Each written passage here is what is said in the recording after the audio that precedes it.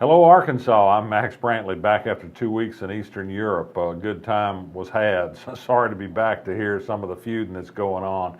Here's the news on October the 10th, Friday, the end of a week. First off, a special judge has found that the signatures are sufficient to qualify a minimum wage increase for the November ballot, but the final decision will be in the hands of the Arkansas Supreme Court. But a challenge by millionaire Jackson T. Stevens Jr. on the sufficiency of the signatures seems to have failed. This is a big, important part of the ruling.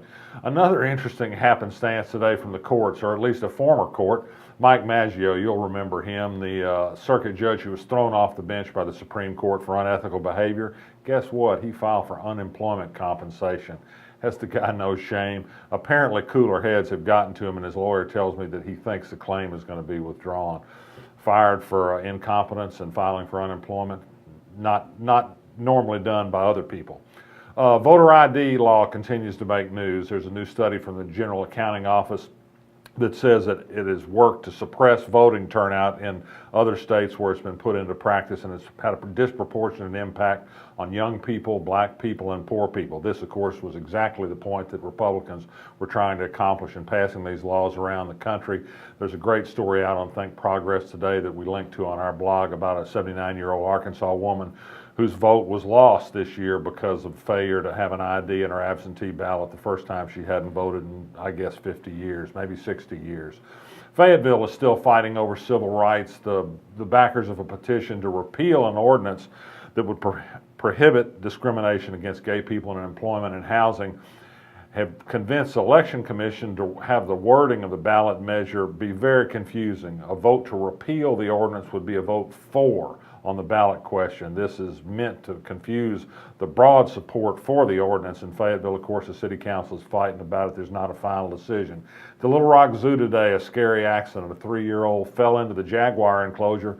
Fast-thinking zoo workers used fire extinguishers to keep the cats at bay, and the child was rescued quickly. We don't know yet the extent of injuries. They seem to be more from the fall than from the cats, but all the details of this are not known as we record this now. I have news today that Costco, the nationwide warehouse store chain, which has a broader and somewhat more upscale offering than Sam's Club, is looking seriously at a location in the central Arkansas area. This would be good jobs. They pay much more than Sam's Club. It would be a broader array of choices for consumers, and it would reverse some of the flow of retail out of Little Rock into suburban cities and shopping centers that now have Sam's and Targets. This would be a one-of-a-kind shopping lure for Little Rock, which it could use as its sales tax revenue is flagging.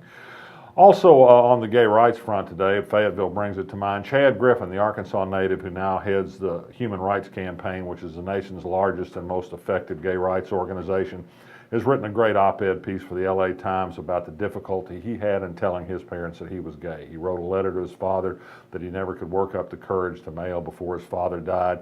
He's encouraging other people on National Coming Out Day Saturday to buck up, to try and let the people they love know about who they really are, and certainly, even if you're not among that number, to support those who do make that difficult decision.